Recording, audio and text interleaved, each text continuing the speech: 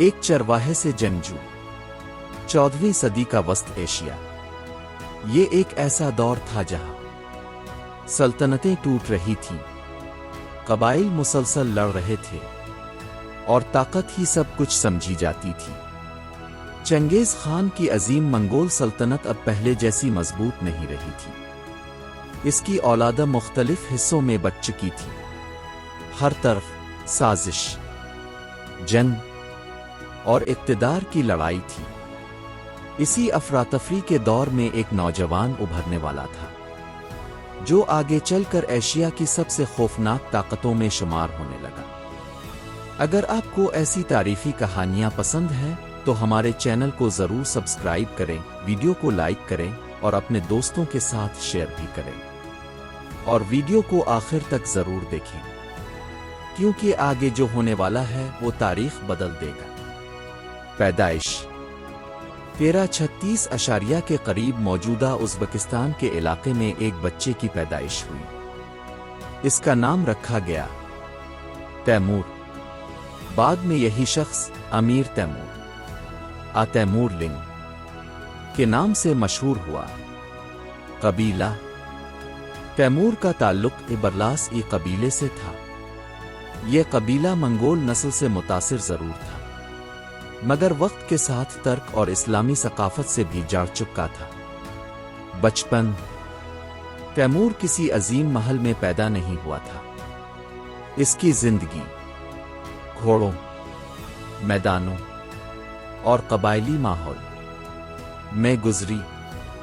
बचपन से ही इसने तीर अंदाजी, घर सवारी और जंगी जिंदगी देखना शुरू कर दी थी। वस्त एशिया की सियासत। इस दौर में वस्त एशिया मुकम्मल तौर पर गैर मुस्तहकम था। छोटे छोटे सरदार इक़्तिदार के लिए लड़ते रहते थे। कभी एक कबीला ताकतवर होता और अगले ही साल कोई दूसरा इस पर हमला कर देता। तैमूर की सोच। तैमूर सिर्फ जंगजू नहीं था, वो बहुत गौर से लोगों को देखता था। कौन ताकतवर है, कौन कमजोर है और इक़्तिदार कैसे हासिल किया जा सकता है। इब्तिदाई लड़ाइयाँ। जवानी में तैमूर मुख्तलिफ कबायली जंगों में शामिल होने लगा। वो तेज हमले करता, घोड़े पर बेहतरीन लड़ता और जल्द फैसले लेने में माहिर था। एक खतरनाक वाकया। एक जंग के दौरान तैमूर शदीद जख्मी हो गया। कहा जाता है कि इसके पीर और हाथ पर जख्म आए। इसी वजह से बाद में वो तैमूर लिंग कहलाने लगा। लिंग यानी लंगड़ा, कमजोरी ताकत। कई लोग समझते थे कि ये जख्म उसकी कमजोरी बन जाएंगे, मगर ऐसा नहीं हुआ, बल्कि इसके बाद इसकी शख्सियत और ज्यादा सख्त हो गई। ताकत हासिल करने की शुरुआत। तैमूर आहिस्ता आहिस्ता अपने साथी जमा करने लगा। इसने कबाइल से इत्तेहाद किए, दुश्मनों को शिकस्त दी और अपनी फौज मजबूत बनाई। सियासी शादियां और इत्तेहाद। इस दौर में सिर्फ जंग काफी नहीं थी, रिश्ते और इत्तेहाद भी अहम थे। तैमूर ने ताकतवर खानदानों से ताल्लुकात बनाए ताकि इसकी हैसियत मजबूत हो सके।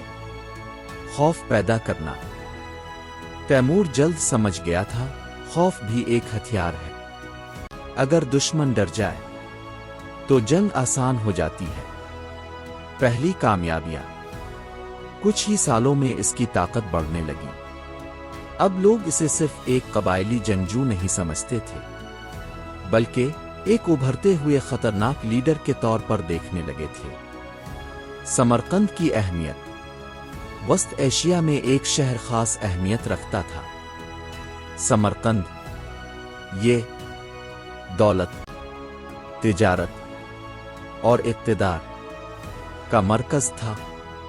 तैमूर जानता था, अगर समरकंद उसके हाथ आ गया तो वो पूरे खित्ते में ताकतवर बन सकता है। सियासी चालें। तैमूर सिर्फ तलवार से नहीं लड़ता था, वो इत्तेहाद बनाता, दुश्मनों को आपस में लड़वाता और मौका देखकर हमला करता था। फौज मजबूत होती गई। इसकी फौज में तेज रफ्तार घुड़सवार, माहिर तीर अंदाज और जंगजू कबाइल शामिल होने लगे। एक नए फातेह का उभार। अब वस्त एशिया में इसका नाम फैलने लगा था। कुछ लोग इससे मुतासिर थे और कुछ इससे खौफजदा। इक़्तिदार के करीब चंद सालों बाद तैमूर ने अपने कई बड़े दुश्मनों को शिकस्त दे दी और अब समरकंद उसके कब्जे के करीब था। खूनरेज रास्ता, मगर इक़्तिदार तक पहुंचने का रास्ता आसान नहीं था। इसमें धोखे, कत्ल और मुसलसल जंगी शामिल थीं। आगे क्या होने वाला था? अब तैमूर सिर्फ एक जंगजू नहीं रहा था, वो एक ऐसी ताकत बनने जा रहा था जो फारिस, खरासान, दहली और उस्मानियों तक को हिला देगी। खून और फतूहात, वस्त एशिया में एक नई ताकत। तैमूर अब सिर्फ एक कबायली सरदार नहीं रहा था। सालों की जंगों, इत्तेहादों और खूनरेज लड़ाइयों के बाद वो वस्त एशिया की सबसे ताकतवर शख्सियात में शामिल हो चुका था। इसकी फौज तेज रफ्तार, सख्त तरबियत याफ्ता और मुसलसल जंगों की आदी थी। और अब उसकी नजरें सिर्फ एक शहर पर नहीं बल्कि पूरी दुनिया पर थीं। समरकंद पर कब्जा। आखिरकार तैमूर ने समरकंद पर कब्जा कर लिया। ये शहर तिजारत का मरकज, इल्म का मरकज और वस्त एशिया की शान समझा जाता था। तैमूर ने इसे अपनी सल्तनत का दारुल हुकूमत बनाया। समरकंद की तब्दीली। इसने समरकंद को मजबूत बनाना शुरू किया। नई इमारतें, कले, बाजार और शाही इमारतें बनाई जाने लगे। मगर इस खूबसूरती के पीछे खूनरेज जंगों की कहानी छपी हुई थी। फारिस की तरफ हमले। इक़्तिदार मजबूत होने के बाद तैमूर ने फारिस की तरफ रुख किया। फारिस इस वक्त सियासी कमजोरी का शिकार था। मुख्तलिफ हुक्मरान आपस में लड़ रहे थे। तैमूर ने इसी कमजोरी का फायदा उठाया। तेज हमले। इसकी फौज हैरान कुन रफ्तार से हमला करती थी। वो अचानक शहरों को घेर लेते, रास्ते बंद कर देते और दुश्मन को संभलने का मौका नहीं देते थे। खौफ की सियासत। तैमूर जानता था, खौफ जंग जीतने का तेज तरीन रास्ता है। अगर कोई शहर मुजाहमत करता तो सख्त सजा दी जाती। इसीलिए कई इलाके बगैर लड़े हथियार डाल देते थे। अस्फहान का वाकया। फारिस के शहर अस्फहान में इब्तिदा में लोगों ने हथियार डाल दिए, मगर बाद में बगावत हुई। ये खबर तैमूर तक पहुंची और फिर इसने सख्त कार्रवाई का हुक्म दिया। तारीखी रवायात के मुताबिक हजारों लोग मारे गए। ये वाकया पूरे इलाके में खौफ की अलामत बन गया। खरासान की तरफ पेश कदमी। इसके बाद तैमूर खरासान की तरफ बढ़ा। एक एक करके कई इलाके इसके कब्जे में आने लगे। अब इसकी सल्तनत तेजी से फैल रही थी। फौजी हिकमत अमली। तैमूर सिर्फ ताकत से नहीं जीतता था, वो जासूस इस्तेमाल करता, दुश्मन की कमजोरियां ढूंढता और सही वक्त पर हमला करता था।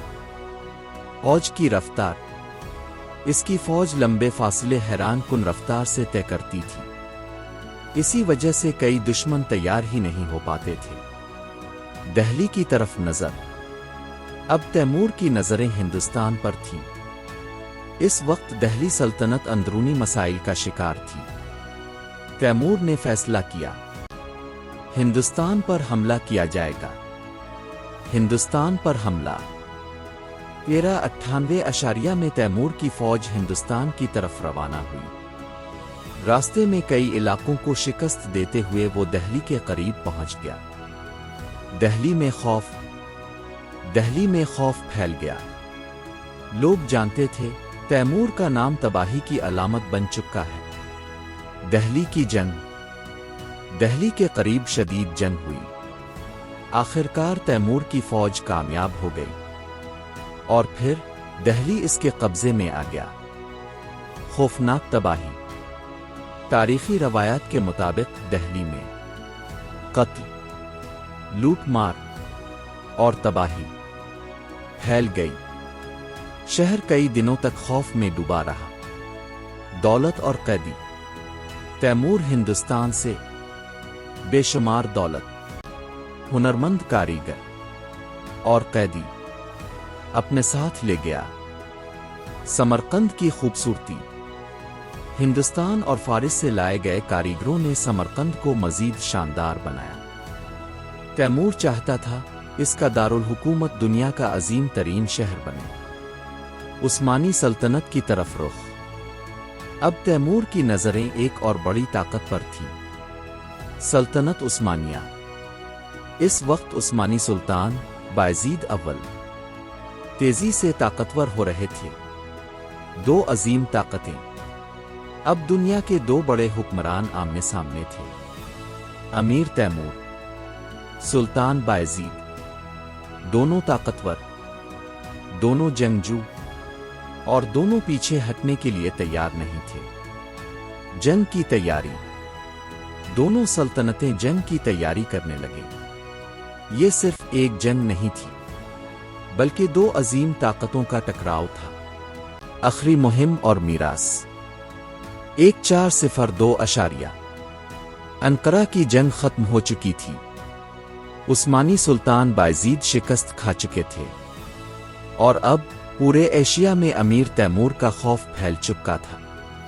وہ فارس، خراسان، ہندوستان، شام اور اناطولیہ تک اپنی طاقت دکھا چکا تھا۔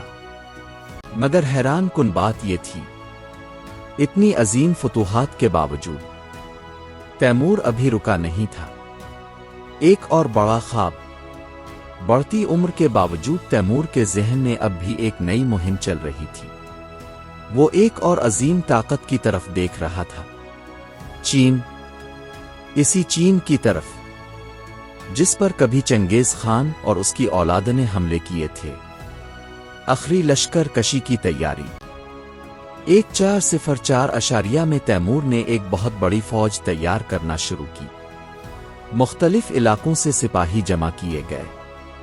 اس کی فوج میں گھڑ سوار، تیر انداز اور تجربہ کار جنگجو شامل تھے۔ عمر کا اثر۔ مگر اب تیمور جوان نہیں رہا تھا۔ سالوں کی جنگوں نے اس کے جسم، صحت اور طاقت پر اثر ڈالنا شروع کر دیا تھا۔ کمزور ہوتی صحت۔ اگرچہ وہ اب بھی سخت مزاج تھا، مگر حقیقت یہ تھی اس کا جسم مسلسل کمزور ہو رہا تھا۔ لمبے سفر اور سخت موسم اس کے لیے پہلے جیسے آسان نہیں رہے تھے۔ سرد موسم کا سفر۔ چین کی طرف لشکر کشی کے دوران فوج نے سخت سرد علاقوں سے سفر شروع کیا۔ برفانی ہوائیں چل رہی تھیں۔ سپاہیوں کے لیے بھی یہ سفر آسان نہیں تھا۔ کیمپ میں بیماریاں۔